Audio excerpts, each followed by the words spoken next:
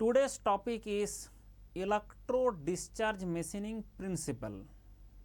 Electrode discharge machining, ये तो सुने ही होंगे। दुनिया में जितना भी डाई मैन्युफैक्चरिंग होता है उसको बनाने के लिए बनाया गया था इलेक्ट्रोड डिस्चार्ज मशीनिंग। एक्चुअली जब डाई मैन्युफैक्चरिंग करना पड़ता है that is a very very hard material. इसको काटने के लिए अगर हम उससे ज़्यादा हार्ड मटेरियल लेके आए तो उसके लिए हमें इतना हार्ड मटेरियल दुनिया में अवेलेबल नहीं है। डायमंड अवेलेबल है बट उतना कॉस्टली है कि हम यूज़ नहीं कर सकते। डायमंड फेरस मेटल में यूज़ नहीं कर सकते हैं। तो फिर क्या करें? तब दुनिया में जुगाड़ लगाया कि एक काम करो, मेटल को मेल्ट करके निकाल दो। बट मेल्ट करने जाओगे मेटल ज़्यादा मेल्ट हो जाएगा। तो हमें एक कॉन्सेंट्रेटेड एरिया में इलेक्ट्रिक डिस्चार्ज करके उस लोकेशन का मेटल को मेल्ट करके हमें निकालना है। तो मान लिया जाए कि ये हमारा इलेक्ट्रोड डिस्चार्ज मशीनिंग हो रहा है और ये हमारा एक इलेक्ट्रोड है। ये आपका कॉपर का इलेक्ट्रोड रहता है एंड कॉपर एंड उसका मटेरियल का कोई भी एलॉय का। अब ये जो इलेक्ट्रोड है इसके कारण यहाँ से वर्क पीस के एंड इसके बीच में इलेक्ट्रिक स्पार्क पैदा हुआ। एंड ये आप जानते हो जिस तरफ में पॉजिटिव रहेगा, क्योंकि हम डीसी वोल्ट यहाँ पे डीसी यूज करेंगे, डायरेक्ट करंट, उसमें क्या होगा कि वर्क पीस को हम पॉजिटिव दे देंगे एंड टूल को हम नेगेटिव दे देंगे। लेकिन कुछ भी कर लो फिर भी दोनों तरफ में हीट पैदा होगा। जब भी आप इलेक्ट्रिक स्पार्क करेंगे, इलेक्ट्रिक आर्क पैदा करेंगे, तो आपका वर्क पीस अगर पॉजिटिव है उस तरफ में 65 से 75% हीट होगा और अगर टूल नेगेटिव है उस तरफ में 25 से 35% हीट उधर भी आएगा। लेकिन सवाल यह है कि अगर ऐसा हुआ कि मान लीजिए ये हमारा इलेक्ट्रोड है यानी हमारा वर्क पीस है, इन दोनों के बीच में हमने इलेक्ट्रिक आर्क पैदा किया। अब ये इलेक्ट्रिक आर्क के कारण मेटल तो वर्क पीस का भी मेल्ट हुआ, मेटल तो टूल का भी मेल्ट हुआ। मतलब क्यों? कम होगा, क्योंकि यहाँ पे हीट कम पैदा होता है एंड इसका थर्मल कंडक्टिविटी ज़्यादा है कॉपर का, इसके कारण उतना जल्दी मेल्ट होगा नहीं है। लेकिन फिर भी कुछ तो अमाउंट मेल्ट होगा। तो ये दिखा देता है कि इलेक्ट्रोड भी थोड़ा सा मेल्ट होगा एंड मेरा जो वर्क पीस है वो भी थोड़ा सा मेल्ट होगा। लेकिन सवाल ये है कि अगर हम इलेक्ट्रिक आर्क करते जाए यहाँ पे मोल्टेन मेटल बनेगा और बनेगा और बनेगा, तो मोल्टेन मेटल बन के यहाँ पे एक काटोरी मोल्टेन मेटल बना, ठीक है, और एक काटोरी में एक गामला मोल्टेन मेटल बना, ठीक है। मतलब क्या होगा कि आप जितना आर्क करते जाओगे और मोल्टेन मेटल बनता जाएगा, और जैसे आपने बिजली बंद कर दोगे जितना मोल्टेन मेटल यहाँ पे है सारा का सारा मोल्टेन मेटल सॉलिड होके फिर दोबारा बन जाएगा आपका सॉलिड। तो कैसे रिमूव करते हैं मेटल को? ये जो मेटल मेल्ट हो रहा है इस मेटल को रिमूव कैसे करें? सर, इसको रिमूव करने के लिए हमें इस्तेमाल करना पड़ेगा डाई इलेक्ट्रिक फ्लूइड। ये ऑयल लिखा है इसलिए क्योंकि जनरली हमने केरोसिन ऑयल इस्तेमाल करता है। पूरा केरोसिन ऑयल से इसको पूरा डुबा दिया जाएगा, क्योंकि जहां पे आर्क होता है किसी हालत में वहां पर ऑक्सीजन पहुंचना नहीं चाहिए। क्योंकि आपको पता है केरोसिन है, अगर केरोसिन आपने इस्तेमाल कर रहा हो तो उस केरोसिन क्या करेगा कि अगर ऑक्सीजन मिल गया तो आपका आग लग जाएगा। बट हमने यहां तक डुबा के रखेंगे, अंदर में ऑक्सीजन है ही नहीं, तो केरोसिन क्या कर लेगा? अब आर्क भी पैदा हो रहा है, 10,000 डिग्री सेल्सियस भी पैदा हो रहा है, लेकिन उसके अंदर में ऑक्सीजन होगा तब ना जलेगा, ऑक्सीजन है ही नहीं। तो उसके चक्कर में हमने इसको डुबा के रख देता है डाइलेक्ट्रिक फ्लूइड में। तो ये डाई इलेक्ट्रिक फ्लूइड जो है वो करेगा क्या? सवाल ये बहुत बच्चे को क्लियर नहीं है कभी भी, ये जो डाइलेक्ट्रिक फ्लूइड है वो क्यों दे रहा है? अगर मैंने इलेक्ट्रिक आर्क ही पैदा करना है, हमारा तो इलेक्ट्रिक आर्क एटमॉस्फेयर में भी पैदा हो जाएगा। तो फिर एटमॉस्फेरिक जो एयर है उसको यूज करके हम क्यों ना इलेक्ट्रोड डिस्चार्ज मशीनिंग करें? ये होगा ही नहीं। ये जो मैं बता रहा हूं कि मोल्टेन मेटल को यहां से निकालने के लिए ये जो मेटल मेल्ट होके यहाँ पे बढ़ता जा रहा है, एक काटोरी एक मतलब गामला बनेगा, वो मोल्टेन मेटल बना के हमें कोई फायदा नहीं है। क्योंकि अगर हमने इसको निकालेंगे नहीं तो फिर जैसे ही आर्क बंद होगा पूरा के पूरा जॉइंट होके तुम्हारा वेल्डिंग टाइप का हो जाएगा। मेटल मेल्ट हुआ फिर आपका जॉइंट सॉलिड हो गया। तो क्या करना चाहिए? सर, इसको निकालना चाहिए, उसका निकालने का रास्ता बनाना चाहिए। तो इलेक्ट्रिक आर्क भी हम लगातार नहीं भेजेंगे, इसके लिए हम एक इसमें सर्किट यूज करता है जिसका नाम होता है रिलैक्सेशन सर्किट। ये ऐसा सर्किट होता है जो हम चाहते हैं थोड़ा देर के लिए वो बिजली सप्लाई देगा एंड थोड़ा देर के लिए वो चुप बैठेगा, रिलैक्स करेगा, ठीक है, लगातार वो काम नहीं करेगा, तो थोड़ा देर के लिए वो रिलैक्स करेगा। ये एक सर्किट होता है, इलेक्ट्रिकल सर्किट। इसमें हम क्या करते हैं कि जो भी हम सिस्टम, इसको हम एक्सप्लेन करेंगे बाद में कैसे होता है इसका फंक्शन, बस आज हम बात कर रहे हैं कि क्या प्रोसेस है, हम बात कर रहे हैं प्रिंसिपल। अगर आप पूरा पढ़ना चाहते हो उसके लिए अनअकैडमी का सब्सक्रिप्शन ले लो। अगर आप पूरा पढ़ना चाहते हो कि भाई मुझे सब कुछ पढ़ना है, तो this is the QR code, you have to scan this QR code and उसके बाद आप ज्वाइन कर सकते हैं अनअकैडमी का क्लास में। एंड अनअकैडमी का क्लास के लिए आपको ज़्यादा कुछ पेमेंट नहीं करना पड़ता। आप देख सकते हैं कि हमारा जो अनअकैडमी का रैंकर्स है, ये टॉप रैंकर्स, ये आपका 7 ऑल इंडिया रैंक 1 आया है। एंड उसके बाद आप देख सकते हैं इंक्रीजिंग प्राइस इंक्रीज हो जाएगा, इसलिए आपको प्राइस इंक्रीज होने वाला है, इसलिए आपको 8499 में आपको मिल रहा है अभी। एंड एक खुश रहो मेरा कोड है, उसको यूज़ करना है, ठीक है। ये आपका देख सकता है 6 मंथ का कोर्स है जो 25 के लिए, 26 के लिए आपको 12 मंथ का कोर्स है, उसके लिए आपको इतना पेमेंट करना है। एंड आप देख सकता है कि आपका बैच शुरू है 31 से, एंड 2025 के लिए भी, 2026 के लिए भी। And this is the materials you can, अगर आपका ये सारे मटेरियल है, सॉफ्ट कॉपी मिलेगा प्लस वाले को एंड आइकॉनिक वाले को मिलता है हार्ड कॉपी। तो जो मैं बात कर रहा था कि अगर आप चाहते हैं कि मुझे पूरा पढ़ना है तो आपको ये पूरा क्लास ऐसे ज्वाइन करना पड़ेगा। ऐसा नहीं होता है कि भाई थोड़ा सा, बट प्रिंसिपल आपको समझ में नहीं आता है, इसलिए मैं प्रिंसिपल बता रहा हूँ कि ये प्रिंसिपल कैसा है। कंप्लीट पढ़ाई के लिए अलग बात है, बट हम प्रिंसिपल का बात करेंगे, वो कंप्लीट है कि how electro discharge machining works. हम अभी बात कर रहे हैं हाउ इट विल वर्क्स। तो इसके लिए मैं एक एनिमेशन से आपको समझाऊंगा। दिस इज एनिमेशन जो हमारा इन हाउस हमने बनाया है। तो आप देख सकता है कि यहाँ पे हमारा जब टूल है, इसको हमने नेगेटिव चार्ज दिया है। क्यों दिया है? क्योंकि हमें कम हीट पैदा होना चाहिए।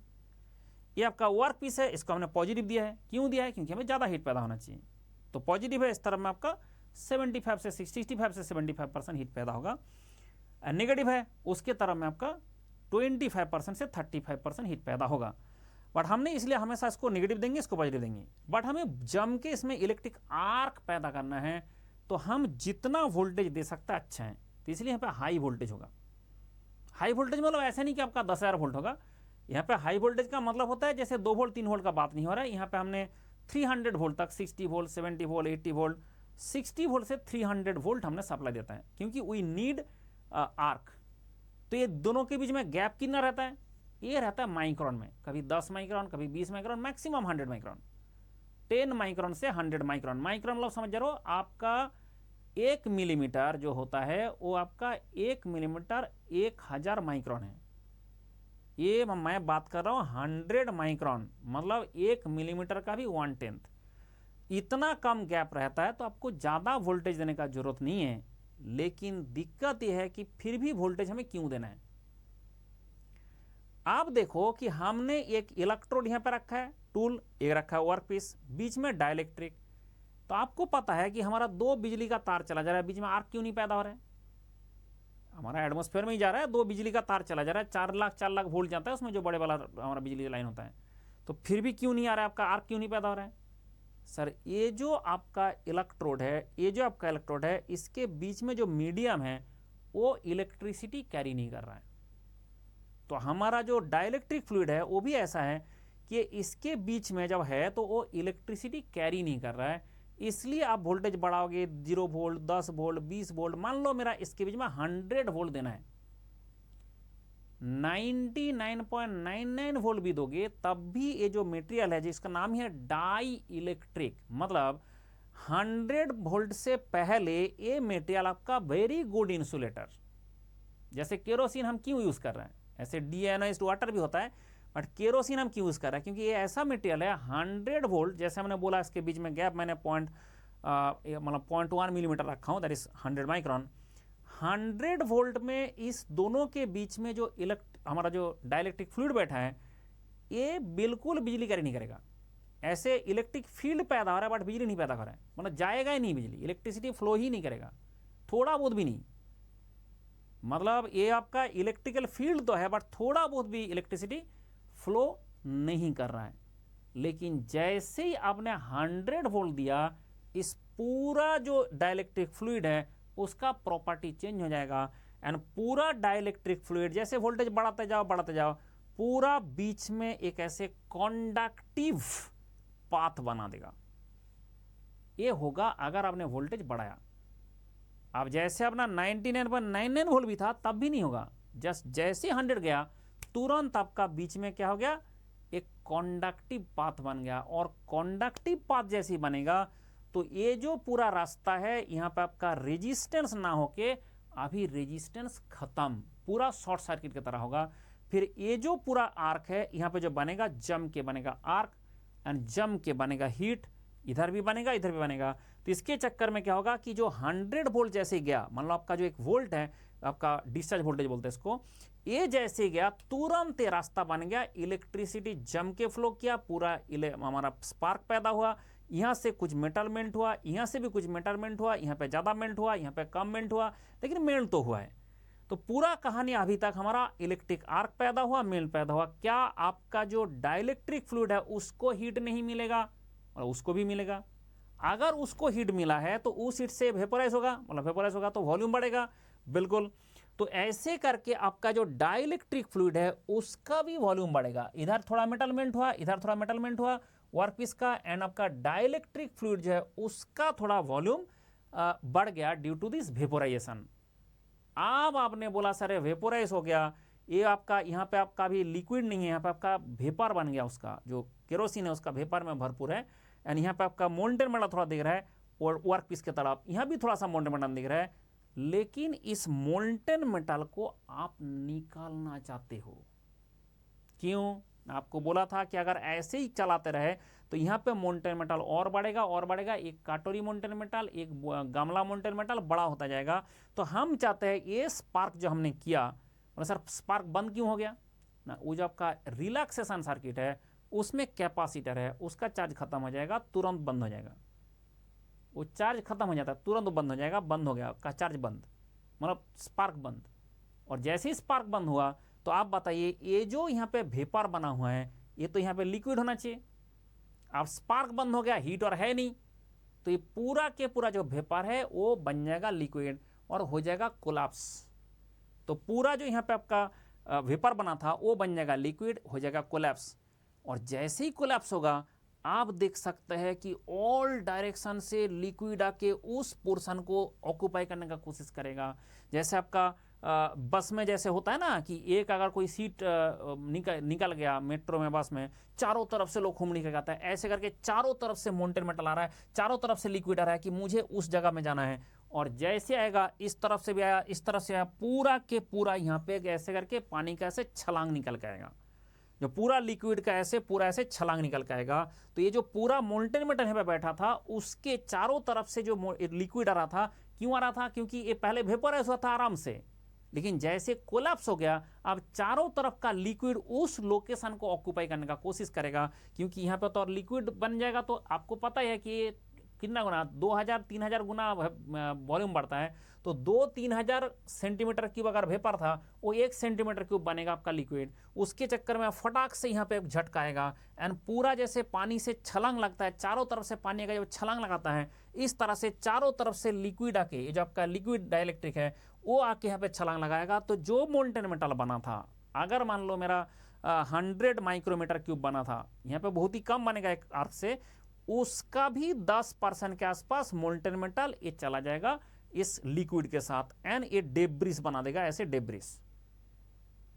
जैसे ये चला गया फिर हम क्या करेंगे, हमारा जो कैपेसिटर है वो धीरे धीरे चार्ज हो जाता है, फिर उसने वोल्टेज कर देगा आपका 100। जैसे ही कर दिया फिर दोबारा स्पार्क बनेगा, जैसे ही कर दिया फिर आपका दोबारा स्पार्क बनेगा, जैसे ही सेकंड स्पार्क बनेगा फिर आपका मोल्टेन मेटल थोड़ा सा और यहां से निकालेगा। स्पार्क बनने से नहीं होगा, स्पार्क बनने से मेटल मेल्ट होगा, स्पार्क बंद करने से होगा। ये जो फिनोमेना है इसका नाम बोलता है कैविटेशन। ये सुने होंगे फ्लूइड मैकेनिक्स में, फ्लूइड मेशिन में लगता है कैविटेशन। तो ये जो फिनोमेना है कि वेपर बनता है, कोलैप्स होता है, इसी चीज का नाम होता है कैविटेशन। तो हमने मेटल को कैसे रिमूव किया? सर हमने मेटल को रिमूव किया, पहले मेल्टिंग किया, बट ये 10,000 डिग्री के आसपास टेम्परेचर आ जाता है तो वेपोराइज भी हो जाता है थोड़ा मेटल। तो मेल्टिंग होता है, वेपोराइज भी हो जाता है थोड़ा मेटल। लेकिन ये जो लिक्विड है ये जब तक ऐसे मतलब बबल्स बन के कोलैप्स नहीं होगा तब तक ये निकल के नहीं जाएगा, इसलिए कहता है एडेड बाई, हेल्प करता है कैविटेशन। तो आपका बोला जाए लिक्विड जो यहाँ से निकलता है, मोल्टेन मेटल जो बनता है, वो मोल्टेन मेटल बनता है यहाँ पे जरूर, लेकिन उसको निकालने के लिए हमें इस स्पार्क को बंद करना है, इसलिए हमें इस्तेमाल करना है रिलैक्सेशन सर्किट। ऐसा सर्किट जो सर्किट थोड़ा देर के लिए बिजली सप्लाई देगा और थोड़ा देर के लिए बंद कर देगा। जब थोड़ा बिजली सप्लाई देगा तब मेरा यहाँ पे इलेक्ट्रिक कंडक्टिव पाथ बनेगा एंड उसके कारण मेरा मोल्टेन मेटल बनेगा, और जैसे ही स्पार्क बंद कर देगा तो यहाँ से आपका कोलैप्स हो जाएगा पूरा के पूरा डाइलेक्ट्रिक फ्लूइड का जो आपका वेपर, एंड कोलैप्स होने के बाद चारों तरफ से छलांग के मोल्टेन मेटल लेके जाएगा। ये हमें बार बार करना पड़ेगा। मतलब कितना बार सर? एक ही सेकेंड के अंदर, अगर एक सेकेंड के अंदर मान लो हमने 1000 बार कर दिया, इतना होता है, इतना तो होता है, एक सेकेंड के अंदर 1000 बार तो ऐसे स्पार्क बंद एंड ऑन होगा, बंद एंड ऑन होगा। लेकिन ये इकट्ठा लगातार स्पार्क नहीं चला सकते, वेल्डिंग की तरह लगातार स्पार्क नहीं चला सकते। इसके लिए अगर आपको बिजली सप्लाई देना होगा, आपको डायरेक्ट आप बिजली सप्लाई नहीं दे सकते, आपको रिलैक्सेशन सर्किट के थ्रू देना है। सो दैट वो क्या करेगा, थोड़ी देर के लिए ऑन करेगा, थोड़ी देर के लिए बंद करेगा, थोड़ी देर के लिए ऑन करेगा, थोड़ी देर के लिए बंद करेगा। तो ये जो कहानी है ये आपका पूरा इस तरह से चलता है। एंड इसका जो मैक्सिमम क्वेश्चन आता है कि बताओ इलेक्ट्रो डिस्चार्ज मशीनिंग में मेटल कैसे रिमूवल होता है? Sir, melting and evaporation aided by cavitation. सीधा बात, melting and evaporation aided by cavitation. क्या इस वर्क पीस का हार्डनेस से हमें कोई मतलब है? नहीं। क्या स्ट्रेंथ से कोई मतलब है? नहीं। किससे मतलब है? सिर्फ मेल्टिंग टेम्परेचर से। ये जो मेटल है जिसको हम मेल्टिंग कर रहे हैं उसका मेल्टिंग टेम्परेचर, इसलिए क्या जाता है ये आपका कॉपर का, लेकिन कॉपर का इलेक्ट्रोड है, ये मान लो हमारा that is very hard material, जैसे टूल स्टील है, ठीक है, टूल स्टील है, निमोनिकल है, इस मटेरियल का भी निकल रहा है मेटल, जबकि ये भी थोड़ा सा निकल के जाएगा, ये आपका टूल भी थोड़ा सा मेल्ट होगा, लेकिन उसका में क्या जाता है दूसरा टूल लगा देंगे।